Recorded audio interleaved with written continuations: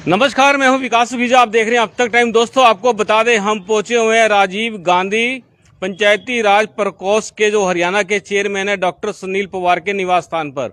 आपको बता दें, यहां पर नेशनल फ्लैग लहराए जाने की जो प्रक्रिया है वो शुरू हो रही है। जो रस्म है उसको निभाया जा रहा है और सीधी तस्वीरें हम आपको दिखा रहे हैं। आप देख सकते हैं किस तरह से नेशनल फ्लैग यहाँ पर लहराया जाएगा। और इसके बाद हम बात करेंगे डॉक्टर सुनील पवार से, काफ़ी सवालों को लेकर भी बात करेंगे। और आप देख सकते हैं कि सब लोगों ने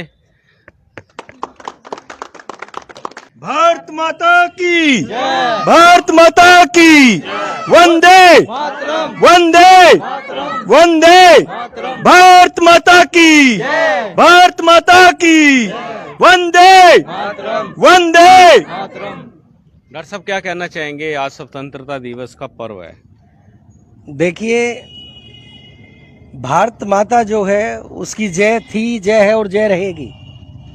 आज सबसे पहले आपके चैनल के माध्यम से तमाम अपने देश और प्रदेशवासियों को स्वतंत्रता दिवस की हार्दिक शुभकामनाएं देता हूं। और ये झंडा इस देश के मान और सम्मान का प्रतीक है। यहाँ इस देश के अंदर रहने वाले हर आवाम का हर व्यक्ति वो देशभक्त है और अपनी देशभक्ति का परिचय वो इन्हीं चीज़ों से देता है कि लगातार हमारे देश का झंडा वो लहराता रहे, इसकी ऊंचाई बढ़ती रहे और उसी प्रकार से हमारे देश का जो गौरव है वो निरंतर ऊंचाइयों को छूता रहे। डॉक्टर साहब, कल भाजपा ने तिरंगा यात्रा निकाली थी, कैसा लगा आपको?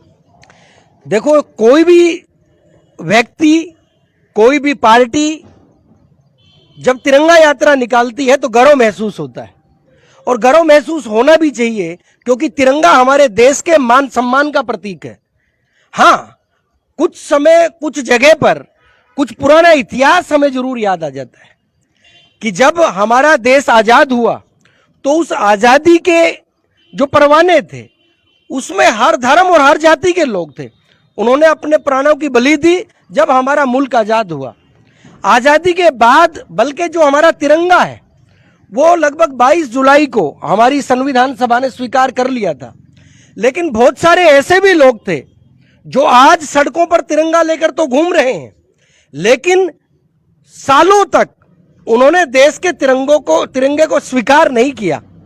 आज जो आपने भाजपा की तिरंगा यात्रा की बात की, तो निश्चित तौर पर भारतीय जनता पार्टी की तिरंगा यात्रा वो राजनीतिक पृष्ठभूमि बचाने के लिए और राजनीतिक जमीन तैयार करने के लिए उन्होंने निकाली जा रही है।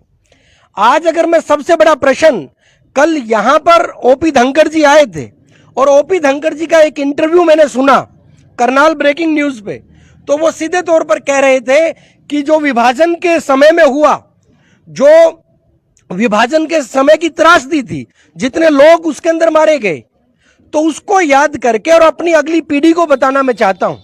तो ओपी धनखड़ जी, आज आपको भी स्वतंत्रता दिवस की बहुत बहुत हार्दिक शुभकामनाएं। और आपकी अधूरी बात को मैं पूरा करना चाहूंगा कि इस देश के बंटवारे के अंदर वो ताकतें जिम्मेवार थी जो हिंदू महासभा और मुस्लिम लीग के नाम पर काम करती थी। कई जगह पर उन्होंने मिलकर सरकारें भी आजादी से पूर्व इकट्ठा बनाने का प्रयास किया, लेकिन 1947 के तुरंत बाद मुस्लिम लीग और हिंदू महासभा ने एकजुट होकर मुस्लिमों के लिए अलग क्षेत्र की मांग की और हिंदुओं के लिए अलग क्षेत्र की मांग की। ये तो महात्मा गांधी जी थे, कांग्रेस पार्टी थी जो लगातार विभाजन के खिलाफ खड़ी रही। महात्मा गांधी जी ने भी निश्चित तौर पर उस वक्त कहा कि हम बंटवारे के खिलाफ हैं, और उस वक्त भी जो हिंदू महासभा और आरएसएस के लोग थे वो निश्चित तौर पर बंटवारा चाहते थे, जिसके परिणाम स्वरूप आपने देखा कि 1948 के अंदर क्या हुआ। इस देश के राष्ट्रपिता महात्मा गांधी जी को 3 गोलियां मारकर छलनी कर दिया गया। ओपी धनखड़ जी, अगर आप इस देश के युवाओं को इतिहास बताना चाहते हैं तो उनको यह भी बताओ कि नथुराम गोडसे हिंदू महासभा का एक सदस्य था। बाद में हिंदू महासभा ने पल्ला झाड़ा, आरएसएस ने पल्ला झाड़ा, और उस त्रासदी के जिम्मेदार अगर हो तो आप लोग हो, वो कांग्रेस नहीं है। ओपी धनखड़ जी, मैं आपको यह भी बताना चाहता हूं कि इस तिरंगे का सम्मान कभी आरएसएस और भारतीय जनता पार्टी ने नहीं किया था। अगर नागपुर आपके कार्यालय के समक्ष जाकर आप देखोगे तो आजादी के 50 साल तक भी आप लोगों ने इस तिरंगे को वहां लहराने का काम नहीं किया। आज ये देश अगर महफूज है तो इस तिरंगे के नीचे महफूज है। और इस तिरंगे के तीनों रंग, जिसमें ऊपर जो हमारा भगवा रंग है वो भगवा रंग साहस का प्रतीक है, हमारा हरा रंग है वो खुशहाली का प्रतीक है, और इसी तरीके से जो सफेद रंग है वो शांति और हर धर्म को जोड़ने का प्रतीक है। बीच में 24 धारी वाला जो हमारा नीले रंग की पट्टी है अशोक चक्र, वो अशोक चक्र है।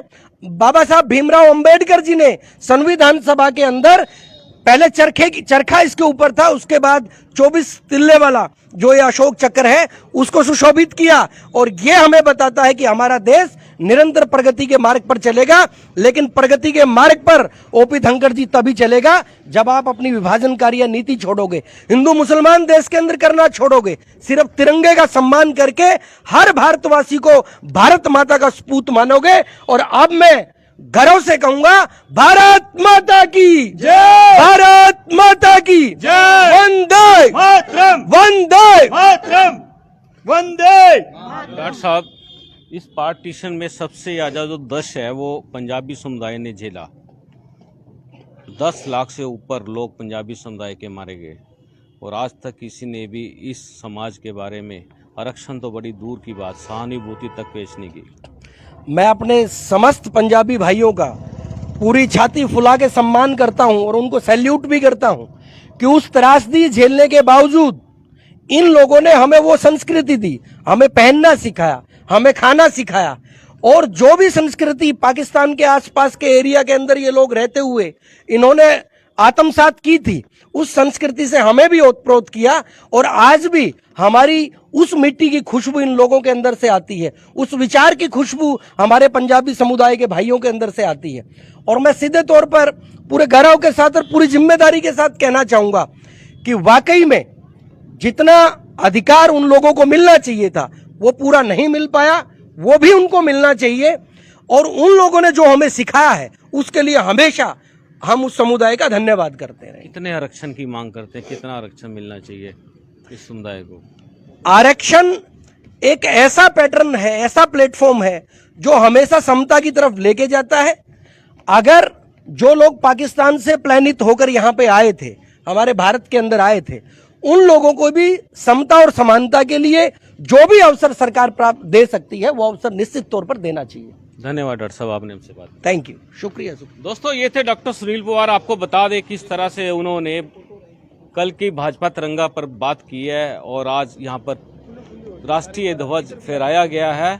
और आप बने रहे हमारे साथ, इसी तरह से हम आपको ताज़ा अपडेट देते रहेंगे। मैं हूँ विकास सुखीजा अपने साथी कृष्ण के साथ। नमस्कार, जय हिंद, जय भारत।